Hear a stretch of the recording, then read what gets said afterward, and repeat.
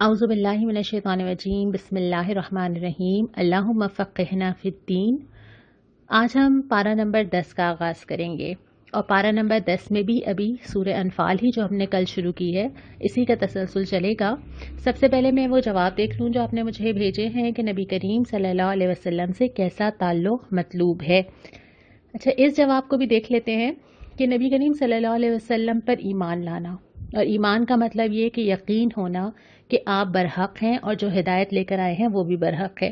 फिर मोहब्बत का ऐसा ताल्लुक़ होना जो दिखाना मतलूब नहीं है कि वो हर जगह चमकती नज़र आए, हर जगह कुमकुमे नज़र आए, सबको मालूम हो, बल्कि मोहब्बत ये है कि आप जिससे मोहब्बत करते हैं उसकी तरह बनना चाहते हैं।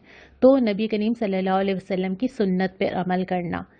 तीसरी चीज़ ये कि नबी करीम सल्लल्लाहु अलैहि वसल्लम की मदद करना, और वो मदद अल्लाह ताला अपने दीन की मदद को करार देता है। हज़रत ईसा ने भी अपने हवारियों से पूछा था, मन अंसारी इल्लाह, कौन मदद करेगा मेरी अल्लाह के लिए, और उन्होंने जवाब दिया था, नहनु अंसारुल्लाह, हम हैं अल्लाह के मददगार। अल्लाह को मदद की ज़रूरत नहीं है, लेकिन अल्लाह अपने दीन की मदद को अपनी मदद कहता है। और आखिरी चीज़ ये कि उस रोशनी की पैरवी की जाए जो रसूल लाया है, यानी कि यह कुरान। उसके बाद फिर मैं आपसे एक सवाल इब्तिदा में ही कर लेती हूँ, और वो सवाल ये है कि अल्लाह ताला के पास किन लोगों का दर्जा बड़ा है। आपने मुझे ये बताना है कि सूरह तौबा की कौन सी आयत है, आयत नंबर आप मुझे बताएंगे जिसमें इस सवाल का जवाब है, अल्लाह ताला के पास किन लोगों का दर्जा बड़ा है। पहले रुबा का जायज़ा ले लेते हैं। शुरू ही होता है माल गनीमत की तकसीम के क़ानून से, जिसका मैंने कल भी जिक्र किया था कि जब ये सवाल उठा था कि वो कहाँ तकसीम किया जाएगा और किसको मिलेगा और किसको नहीं मिलेगा, तो फिर यह क़ानून आया था, खुम्स का क़ानून, कि 5वां हिस्सा जो है वो अल्लाह और उसके रसूल का है, और बाकी हिस्सा जो है वो आपस में जितने भी लोगों ने हिस्सा लिया उनमें तकसीम कर दिया जाएगा। उसके बाद अल्लाह ताला ने ग़ज़वा बदर में जो मदद की उसका तज़किरा किया है कि तुम इतने ताकतवर ना थे, लेकिन अल्लाह था, और अल्लाह तुम्हारा हाथ बन गया था, और अल्लाह ताला ने उन सारी चीज़ों से मदद की जहाँ से गुमान भी नहीं था। तो यहाँ पे भी जिक्र किया गया कि तुम्हें मैदान में तो आना था। अगर हम आज के ज़माने के लिहाज से, जब हम हर चीज़ को इतनी अक़ल से सोचते हैं और इतना कैलकुलेट करते हैं, अगर उस ज़माने में किया जाता तो ग़ज़वा बदर शायद होती ही ना। लेकिन लोगों को यकीन था कि हमें तो ईमान लेकर आना है, जो कमी कमज़ोरी होगी उसको अल्लाह ताला पूरा करेगा, और अल्लाह ने किया। फिर अल्लाह ताला ऐसी ऐसी चीज़ों से मदद करता है जहाँ से इंसान सोचता भी नहीं है। फिर उसके बाद फरमाया, लेकिन जो काम तुम्हें करना है ना, वो ये कि आपस में झगड़ना नहीं। अगर तुम आपस में झगड़े, हमने सूरह बकरा में पढ़ा था कि अल्लाह की रस्सी को मजबूती से थाम लो और तफर्रुक़े में ना पड़ो, तो इसी की हिदायत की है कि आपस में झगड़ना नहीं, वरना तुम्हारी हवा उखड़ जाएगी। यानी अगर आपस में तफर्रुक़े होंगे, अगर आपस में आप गुरो बन जाएंगे, तो फिर आपकी कोई ताकत नहीं रहेगी, न आपके काफिरों के ऊपर रोब रहेगा, और शायद मुसलमानों के साथ अभी यही हुआ है। फिर उसके बाद ये फरमाया कि मुकाबले के लिए ताकत और घोड़े तैयार रखो। ये उन लोगों से बात हो रही है जो अभी तादाद में बहुत थोड़े से हैं, लेकिन फरमाया क्या जा रहा है कि तुम्हें मुकाबले के लिए तैयारी करनी है, और जिस वक्त के जो हथियार हैं, किसी वक्त में ये हथियार घोड़े होंगे, किसी वक्त में ये टेक्नोलॉजी होगी, तो जिस वक्त की जो ज़रूरत है उसको पूरा करना, अपने आप को केपेबल बनाना, मुकाबले के लिए तैयार होना बहुत ज़रूरी है। लेकिन इसके साथ साथ ग़लबा दीन के लिए ये चीज़ें ज़रूरी हैं, इनका इंतज़ाम भी करना है, लेकिन जो सबसे ज़्यादा मतलूब है वो इखलास है। इखलास नीयत, तक़वा, सब्र, ये 3 चीज़ें मुख्तलिफ मौक़े पर ज़िक्र की हैं कि अगर तुम्हारे अंदर सब्र होगा, यानी तुम ठहरने वाले, इस्तिक़ामत दिखाने वाले होगे, तो अल्लाह मदद कर देगा। तुम्हारे अंदर तक़वा होगा तो तुम ही गालिब रहोगे। तुम्हारे अंदर इखलास होगा तो अल्लाह तुम्हारी मदद के लिए आ जाएगा, तो दूसरी चीज़ों की कमी को अल्लाह ताला पूरा कर देगा, इसमें कमी नहीं होनी चाहिए। और फिर फरमाया कि सच्चे मोमिन तो वो हैं जो ईमान लाए, हिजरत की और जद्दोजहद की। पारा नंबर 10 का दूसरा रुबा सूरह तौबा शुरू होती है, और सूरह तौबा कुरान की वो सूरत है जिसमें बिस्मिल्लाह नहीं पढ़ी जाती। इस सूरत में अल्लाह ताला नहीं चाहता कि उसकी सिफत रहमान और रहीम का जिक्र किया जाए, क्योंकि यह सूरत चैलेंज करती है। यहाँ पे मामला ये नहीं है कि माफ़ कर देंगे, रहम की उम्मीद लगाए, नहीं। इब्तिदा से ही ये सूरत चैलेंज करती है कि अल्लाह और रसूल का ऐलान बरात है, और उन तमाम लोगों से है जो इस्लाम के दायरे में नहीं आते। इस्लामी निज़ाम आने के बाद सिर्फ 3 ऑप्शन रह जाते हैं, या तो इस्लाम ले आया जाए, نمبر 1. نمبر 2 مقابلہ کیا جائے، لڑا جائے. نمبر 3 ذمہ ہو جایا جائے، یعنی جزیہ دیا جائے، ٹیکس دیا جائے اور اسلامی حکومت کے تحت رہا جائے، کیونکہ اسلام کمپرومائز کرنے کے لیے نہیں ہے. یہ نہیں ہو سکتا کہ دوسرے بھی دین غالب رہیں اور اسلام بھی غالب رہے. یہ پاسبل ہی نہیں ہے، یہ فطری چیز ہی نہیں ہے. اسلام نے تو پوری دنیا پہ غالب ہونا ہے، اور اگر اس نے غالب کرنا ہے تو اس نے سامنے والوں کو سرنڈر کروانا ہے. تو جو اسلامی مملکت کے آنے کے بعد یہ جو صورت ہے، یہ اسی چیلنج سے شروع ہوتی ہے. چیلنج کیا جاتا ہے، قتال کا حکم دیا جاتا ہے، کہا جاتا ہے کہ اگر تمہیں ڈرنا ہی ہے تو اللہ سے ڈرو. اس دنیا میں اگر سب سے کوئی پاورفل اور طاقت والا ہے تو وہ اللہ ہی ہے، اس کے علاوہ تو کوئی نہیں ہے. اس کے بعد پھر یہ تصور کلیئر کیا گیا ہے کہ کیا تم نے مسجدوں کی مجاوری، حاجیوں کو پانی پلانا، اس طرح کی نیکی کو اور اللہ کی راہ میں جہاد کو، کیا دونوں کو برابر نیکی سمجھ لیا ہے؟ اور پھر اللہ تعالیٰ نے اس بات کو کلیئر کیا کہ نہیں، یہ دونوں برابر نہیں ہیں. ہمارے یہاں اس بات کا بہت رواج ہے کہ مسجدوں کی تعمیر کے لیے، مسجدوں کے مینار بنانے کے لیے، کسی ایسی جگہ پہ حاجی ہیں تو وہاں پہ کھانا بانٹنے کے لیے، ان چیزوں کو بہت بڑا ثواب سمجھا جاتا ہے، اور یہ ثواب ہیں. لیکن اس سے کہیں زیادہ بڑا ثواب یہ ہے کہ اللہ کے دین کو غالب کرنے کی کوشش کی جائے کسی بھی ذریعے سے، جتنا بھی ممکن ہو. تو یہاں پہ بھی یہی فرمایا گیا ہے کہ اگرچہ وہ بھی نیکیاں ہیں، لیکن اس سے بہت بڑی نیکی یہ ہے کہ تم اللہ کے دین کے لیے، اللہ کے لیے جد و جہد کرو. اس کے بعد پھر ہلکا سا تذکرہ غزوہ حنین کا آتا ہے، اور اس کے بعد پھر اصول بتا دیا جاتا ہے. هو الذی ارسل رسولہ بالہدی ودین الحق لیظہرہ علی الدین کلہ ولو کرہ المشرکون. یہ اللہ ہے جس نے اپنا دین اور ہدایت غالب ہونے کے لیے بھیجے ہیں. یہ جو اللہ کا دین آیا ہے نا، کسی کو کتنا ناگوار ہو، کتنا برا لگے، کتنا ہی وہ چاہتا ہو کہ ایسا نہ ہو، کافر ہو، مشرک ہو، منافق ہو، لیکن یہ دین آیا ہی اسی لیے. اس کو میری انفرادی زندگی سے لے کے میرے پورے معاشرے میں قائم ہونا ہے، اور جب تک یہ نہیں ہوا جب تک ہم دین پہ پوری طرح عمل نہیں کر رہے، تو یہ تو اللہ تعالیٰ نے طے کر دیا ہے. اس کے بعد پارہ نمبر 10 کا تیسرا ربع آتا ہے، اور بالکل شروع میں مال جمع کرنے پہ وعید کی گئی ہے کہ جو لوگ باطل طریقوں سے جمع کرتے ہیں، جو لوگ سونا چاندی جمع کر کے رکھتے ہیں، تو اللہ تعالیٰ نے اس پہ بہت وعید کیا ہے کہ وہ اپنے پیٹوں کو آگ سے بھرتے ہیں. نسی کے قاعدے کی مذمت کی گئی ہے. نسی یہ تھا کہ انسان اللہ تعالیٰ کے ساتھ چیٹ کرنے کی کوشش کرے، نعوذ باللہ. اس میں یہ کرتے تھے کہ ہر سال 1 مہینہ ایڈ کر دیتے تھے. ابھی تو ہم قمری مہینے کے حساب سے روزے رکھتے ہیں، اور رمضان اب گرمیوں میں آنے لگے ہیں نا. اگر ہم ہر سال 1 مہینہ اضافی ایڈ کرتے جائیں گے تو ہوگا یہ کہ ہم ایک ہی مہینے میں آتا رہے گا، اور اس سے جو ہم ہر موسم میں عبادت کرتے ہیں، کبھی آسانی میں کبھی مشکل میں، اس سے بچ جائیں گے اور اپنی مرضی کے مہینے میں ہی چلتا رہے گا. تو یہ ایک طریقہ انہوں نے اس وقت ایجاد کر لیا تھا کفار نے.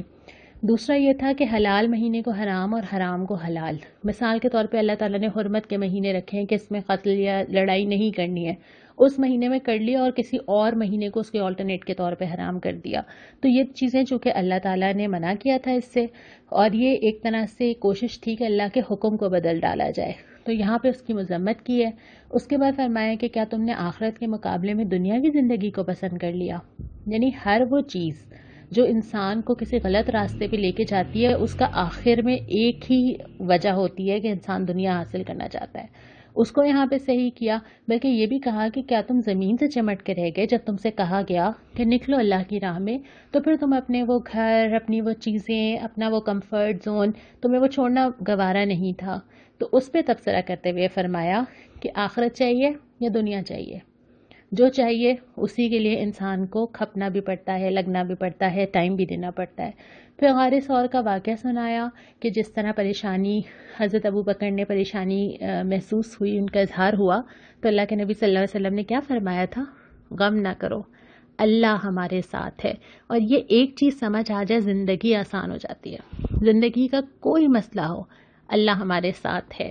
اور اس کے بعد اللہ تعالیٰ نے فرمایا نکلو، خواہ ہلکے ہو یا بوجھل. یہ 2 اپوزٹس ہیں، آپ اس میں کچھ بھی اضافہ کر لیجئے.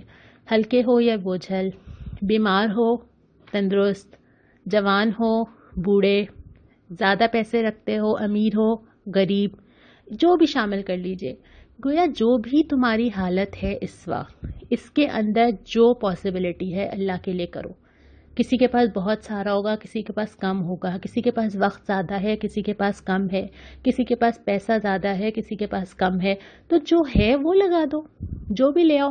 مجھے ایک واقعہ یاد آیا، ایک بزرگ تھے حضرت عمر کے زمانے میں، اور جب ان سے منادی کی گئی کہ جو لوگ جہاد کے لیے آ سکتے ہیں وہ آ جائیں، تو ایک اتنے بزرگ تھے کہ ان کی بھویں ان کی آنکھوں پہ گر گئی تھیں اور 2 لوگ پکڑ کے لا رہے تھے۔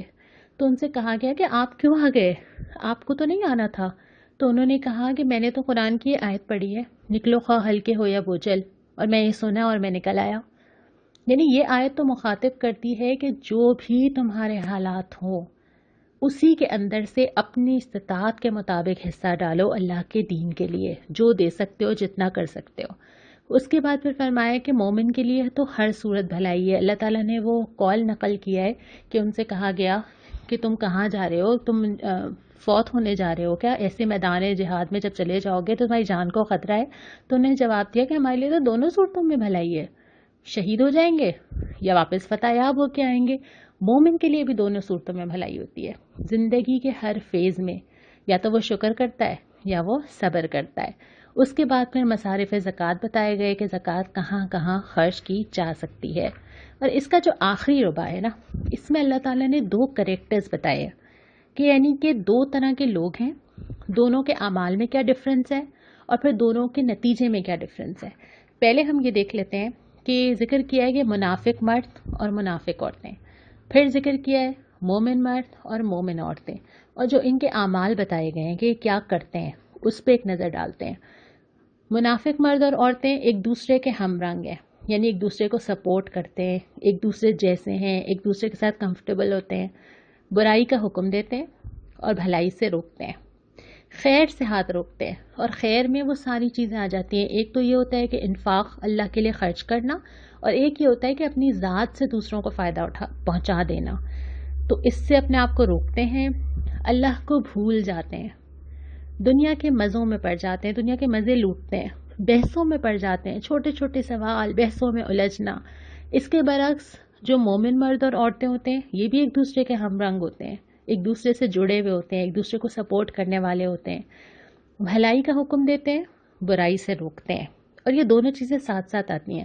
اللہ تعالیٰ صرف بھلائی کی بات نہیں کرتا، جہاں بھی ہم نے اب اتنی دفعہ پڑھا ہے ساتھ ساتھ یہ بھی آیا ہے کہ 2 کام ساتھ ساتھ چلیں گے، بھلائی کو بھی کہا جائے گا اور برائی سے روکا بھی جائے گا۔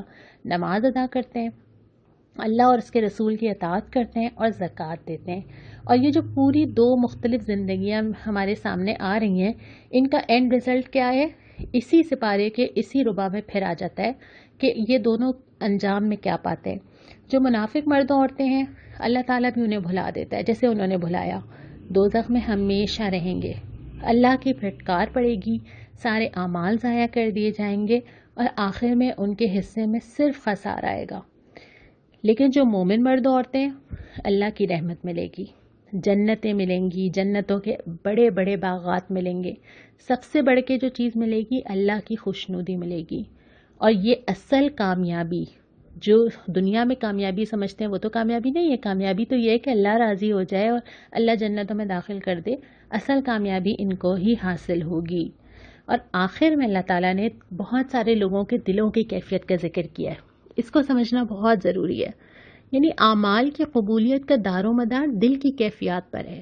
جن منافقین کے بارے میں ابھی ہم پڑھ رہے ہیں یہ تو اپنے آپ کو مومن ہی کہتے ہیں، کافر تھوڑی ہیں، یہ وہ لوگ تھوڑی ہیں جو کہہ رہے ہیں کہ ہم اللہ اور رسول کو نہیں مانتے، یہ تو وہ لوگ ہیں جو اپنے آپ کو مسلمان کہتے ہیں، لیکن اسلام کے باوجود ان کے اعمال بتاتے ہیں کہ انہوں نے اسلام کو دل سے قبول نہیں کیا۔ اور پھر جو لوگ یہاں پہ بہت ساری مثالیں غزوہ بدر کی دی ہیں کہ جب ان سے کہا گیا کہ اللہ کے لیے لڑو، اس کے درمیان میں کیا کیا کیفیات تھیں۔ ایک وہ تھے جو ساتھ گئے تھے، نکلے تھے نا گھر سے، قربانی تو دل دی تھی نا، خوف بھی ہوگا، گھروں سے آنا، سامنے موت بھی نظر آ رہی ہے، لیکن نکل کے آ گئے تھے۔ اللہ تعالیٰ نے ان کی قبول نہیں کی۔ اس کی وجہ کیا تھی کہ وہ فتنہ پھیلانے کی کوشش کرتے رہے، وہ ایسی باتیں کرتے رہے کہ کیوں آنا پڑا، یہ کیا ہو رہا ہے، اس سے بہتر تھا گھر چلے جاتے۔ اور کچھ لوگ ایسے تھے جو کہ اپنے گھروں کے اندر تھے، ان کے پاس عذرات تھے، وہ بیمار تھے، تو ان کو اللہ تعالیٰ نے کہا کہ وہ تو ہر وادی میں تمہارے ساتھ ہیں، کچھ لوگ ایسے تھے جن کو پیچھے چھوڑا گیا عورتوں اور بچوں کے پاس، کچھ لوگ ایسے تھے جن کے پاس سواریاں ہی نہیں تھیں اور وہ آ کے کہہ رہے تھے کہ ہمیں کچھ سواریاں دیں، ہم بھی جانا چاہتے ہیں، لیکن ان کو مجبوراً رکنا پڑا۔ کچھ لوگ ایسے تھے جو جا سکتے تھے لیکن ان کو کہا گیا کہ نہیں وہ گھر پہ رہیں، تو آنکھوں سے آنسو بہہ رہے تھے ان کے، کچھ بیمار تھے۔ تو اللہ تعالیٰ نے جو ساتھ تھے ان کے بارے میں فرمایا کہ اللہ کو ان کی ضرورت نہیں ہے، اللہ نے ان کا کچھ بھی قبول نہیں کیا۔ جو گھر پہ موجود تھے اللہ تعالیٰ نے کہا کہ وہ ہر وادی میں آپ کے ساتھ تھے اور ان کو ہر چیز کا اجر ملے گا۔ کیا فرق تھا دونوں میں؟ دل کہاں تھا؟ یعنی اچھے سے اچھا عمل بھی اگر دل کی کیفیت کے ساتھ نہ ہو تو اور کراہت کے ساتھ ہو اور مجبوری کے ساتھ ہو، اللہ کو ضرورت نہیں ہے۔ لیکن اگر دل کے اندر تڑپ موجود ہو، دل کے اندر شوق موجود ہو، اسباب موجود نہ ہو، کر نہ سکیں، اللہ تعالیٰ اس کو بھی قبول کر لیتا ہے۔ تو سب سے پہلے اپنے دل کے اندر جھانکنا ہوگا کہ ہمارا دل کہاں ہے، اور اللہ تعالیٰ اسی کے حساب سے ہمارے اعمال کو قبول کرے گا۔ اس کے بعد بس یہاں پہ ہمارا چوتھا ربع بھی ختم ہوتا ہے۔ پارہ نمبر 10 کے اندر کوئی دعا نہیں آئی تھی، تو اب ہم آج کچھ سوالات لے لیتے ہیں جو میں نے آپ سے گزارش کی تھی کہ اگر آپ قرآن جو ہم نے اب تک پڑھا ہے اس کے متعلق کوئی سوال کرنا چاہیں تو ضرور کریں۔ اس میں سے جو فقہی مسائل تھے ان میں سے میں نے بہت ساروں کو تو براہ راست جواب دے دیا، لیکن یہ کہ ہم چونکہ فقہ کی بہت تفصیل میں نہیں جا رہے یہاں پر، تو اس لیے وہ سوالات میں نے نہیں لیے ہیں۔ اچھا، ایک کوثر پروین سر سید ٹاؤن سے ان کا سوال ہے کہ کیا ہم لباس کے مقاصد کو پورا کریں؟ دیکھیں کوثر، یہ تو ہم خود بتائیں گے اپنے آپ کو۔ ہم نے جو لباس کی شرائط پہ بات کی تھی نا، ان کو ہم سامنے رکھیں اور اپنے لباس کو خود چیک کریں، لیکن 2-3 چیزوں کا اس میں خیال رکھنا ضروری ہے۔ پہلی بات یہ کہ اللہ کی بتائی ہوئی حدوں کو اور کلچر کی چیزوں کو مکس نہ کریں۔ بعض دفعہ یہ ہوتا ہے کہ ہم کلچرل چیزوں کو صرف اسلامی لباس سمجھ رہے ہوتے ہیں۔ اسلامی لباس اور ہمارا کلچرل لباس دو مختلف چیزیں۔ دوسری بات یہ کہ ہم لباس پہ پہلی نظر نہ ڈالیں، ہم پہلی نظر دل کے اندر ڈالیں۔ ہمارے یہاں جو اسلام پہ عمل کرنے کی ترتیب ہے نا، قرآن شروع کرتا ہے اندر سے، ایمان کی بات کرتا ہے، عقیدے کی بات کرتا ہے، فکر مندی کی بات کرتا ہے، تقوی کی بات کرتا ہے، بعد میں جا کے وہ والے احکامات آئے تھے جس میں اپیرنس چینج ہوئی تھی۔ ہم جب اسلام پہ عمل کرنا چاہتے ہیں تو ہم باہر سے شروع کرتے ہیں، اور ہم سب سے پہلے اگر بہت زیادہ دیندار نظر آنا چاہتے ہیں تو سکارف لینا شروع کر دیتے ہیں، حج سے واپس آتے ہیں فوراً سکارف لے لیتے ہیں۔ عقیدہ اندر سے درست ہونا، دل کا اللہ کی راہ پہ چلنا، اللہ سے تعلق ہونا، باقی چیزیں زندگی میں خود بخود آتی ہیں۔ اور یہی غلطی ہم یہ کرتے ہیں جب ہم دوسروں کو جج کرتے ہیں۔ ہم دوسروں کو بھی ان کے اپیرنس کی وجہ سے جج کرتے ہیں کہ وہ کتنے دیندار ہیں۔ اصل میں ایسا ضروری نہیں ہے۔ کبھی کبھی دینداروں والا حلیہ ہوتا ہے لیکن انسان اندر سے دیندار نہیں ہوتا، اور کبھی کبھی بظاہر حلیہ دیکھ کے ایسا لگتا ہے کہ شاید دین کی سمجھ ہی نہیں ہوگی، لیکن وہ انسان بہترین تقوی والا اور بہترین اخلاق والا ہوتا ہے، لیکن اپنا ٹائم لے رہا ہوتا ہے۔ ہر انسان جو ہے وہ زندگی میں مختلف کشمکش سے گزر رہا ہوتا ہے، ضروری نہیں ہے کہ ہم اس کو جیسا دیکھ رہے ہیں اس کی دل کی کیفیت بھی وہ سب ہو۔ ہم بہت ساری نیکیاں کرنا چاہتے ہیں، کر نہیں پاتے، اپنے ظاہری حلیے میں چیزیں بدلنا چاہتے ہیں، بدل نہیں پاتے، اس کا یہ مطلب نہیں ہوتا کہ ہمارا اللہ تعالیٰ سے تعلق نہیں ہے۔ تو پہلی چیز جس کی فکر کرنی چاہیے وہ یہ کہ ہمارا اللہ سے تعلق، ہمارا تقوی، ہماری عبادات کیسی ہیں، پھر یہ بعد میں بہت ساری چیزیں ہیں یقیناً ان کا بھی اہتمام کرنا چاہیے۔ اس کے بعد مجھے صدف صادق نے آسٹریلیا سے توجہ دلائی ہے کہ میں نے پارہ نمبر 5 کی ویڈیو میں غلطی سے قتل کرنے کو قتل عمد کہہ دیا ہے، جبکہ اس کی ٹرم قتل خطا ہے۔ آپ نے بالکل ٹھیک کہا ہے، اور آپ سب اپنے پاس تصحیح کر لیجئے۔ میں نے ذکر کیا تھا کہ غلطی سے قتل کرنے کا کفارہ کیا ہوتا ہے، لیکن میں نے وہاں پہ ٹرم جو ہے وہ قتل عمد کہہ دی تھی۔ اچھا ماریہ، آپ کا سوال یہ تھا کہ ماں باپ اگر شرک کا حکم دیں تو کیا کیا جائے؟ دیکھیں، جہاں ہم نے سورہ بنی اسرائیل میں پڑھا تھا کہ ماں باپ کے ساتھ حسن سلوک کرو، ان کو اف تک نہ کہو، اس کا تعلق ان کے مذہب سے نہیں تھا۔ ماں باپ اپنی جگہ پہ خواہ وہ مسلمان ہوں یا نہ ہو تب بھی ان کی رسپیکٹ، ان کی عزت اپنی جگہ برقرار رہے گی۔ البتہ یہ ہے، خالق کی معصیت میں کسی مخلوق کی اطاعت نہیں کی جاتی۔ جو احکامات اللہ تعالیٰ نے دے دیے ہیں اس کے مقابلے میں، چاہے وہ ماں باپ ہوں، چاہے وہ شوہر ہوں، چاہے وہ کوئی اور انسان ہو، چاہے وہ حکمران ہو، کسی کی بھی اطاعت نہیں کی جائے گی۔ لیکن جہاں تک خاص طور پہ ماں باپ کا تعلق ہے تو ان کی یہ والی بات تو نہیں مانی جائے گی، لیکن ایسا نہیں ہوگا کہ ان کی عزت میں کوئی کمی ہو۔ اس کے بعد روبینہ خاور، آپ کا سوال یہ تھا کہ ہم آخرت کو کیسے بہتر کریں۔ روبینہ، ہم یہ پورا قرآن اسی لیے پڑھ رہے ہیں نا اللہ تعالیٰ خود ہی ہمیں بتا رہے ہیں، سوال کا جواب تو ہمیں ایک دوسرے کو دینے کی ضرورت ہی نہیں ہے، کیونکہ اللہ تعالیٰ نے اس پوری بک کی شکل میں، قرآن کی شکل میں اور نبی کریم صلی اللہ علیہ وسلم کے ذریعے ہمیں بتا دیا. اور ایسا نہیں ہے کہ ہمیں پتہ نہیں ہے، پتہ ہے، لیکن ہم سب کو تھوڑی تھوڑی ہمت چاہیے اس راستے پہ چلنے کے لیے. اچھا، ایان کہہ رہی ہیں کہ توبہ کے بعد برے کاموں کی گواہی کیا قیامت کے دن آئے گی؟ دیکھیے، برے کاموں کی بھی دو کیٹیگریز ہیں. ایک تو وہ ہے جو اللہ تعالیٰ کے ساتھ میں نے سرکشی کر دی، جیسے میں نے عبادات میں کمی کی، میں نے نماز نہیں پڑھی، یا میں نے کوئی گناہ ایسا کیا ہے. اس میں یہ ہے کہ اگر کوئی چیز ایسی ہے جس کا کفارہ ہو سکتا ہو، جیسے نماز ہے اس کا قضا ہو سکتی ہے، روزہ ہے اس کی قضا ہو سکتی ہے، فدیہ دیا جا سکتا ہے، قسم کھا لی ہے اس کا فدیہ دیا جا سکتا ہے، تو وہ کرنا ضروری ہے. اس کے بعد اللہ تعالیٰ سے توبہ کی جائے تو اللہ تعالیٰ نے یہ امید دلائی ہے کہ انشاءاللہ تعالیٰ اللہ تعالیٰ اس کو معاف کر دے گا، اور اس انسان کو ویسا کر دے گا جیسے وہ اپنی ماں کے پیٹ سے آتا ہے، بالکل صاف. لیکن جو دوسرے گناہ ہیں جس کا تعلق انسانوں سے ہے، اگر میں نے کسی کا حق مارا ہے، کسی کے پیسے لے لیے ہیں، کسی کے ساتھ زیادتی کی ہے، تو وہ معاف نہیں ہوں گے جب تک وہ انسان معاف نہ کرے. اسی لیے حقوق اللہ میں کمی تو اللہ تعالیٰ اور میرا معاملہ ہے نا، حقوق العباد میں میرا اور بندے کا معاملہ ہے. تو اس کے بارے میں زیادہ محتاط ہونے کی ضرورت ہے کہ اگر میں نے لوگوں کے ساتھ زیادتی کیا ہے تو مجھے اس زیادتی کو یہیں پہ کلیئر کرنا ضروری ہے، اس کو ختم کرنا، اس کو اس کا حق دینا، اس سے معافی مانگنا بہت ضروری ہے. اور اگر ایسا نہ ہوا تو پھر یہ ایک شکل شاید یہ ہو جائے کہ میرے ثواب اور میری نیکیاں جو ہیں اس کو دے کے جو ہے وہ معاملہ رفع دفع ہو جائے، وہ بھی میرے لیے پھر نقصان ہی ہے نا. تو اس لیے اس معاملے میں احتیاط کرنی چاہیے. لیکن سچے دل سے توبہ پہ اللہ تعالیٰ نے وعدہ کیا ہے کہ اللہ تعالیٰ کی رحمت بہت وسیع ہے اور اللہ تعالیٰ گناہوں کو معاف کر دیتا ہے. اسی طرح کے اور بھی بہت سارے سوالات ہیں، لیکن جس دن تھوڑا تھوڑا وقت ہوگا ہم انشاءاللہ تعالیٰ ان سوالات کو لیتے چلے جائیں گے. اس کے بعد ہم یہاں پہ آج کے سپارے کا اختتام کرتے ہیں. انشاءاللہ تعالیٰ کل ہم 11واں سپارہ شروع کریں گے. السلام علیکم ورحمۃ اللہ.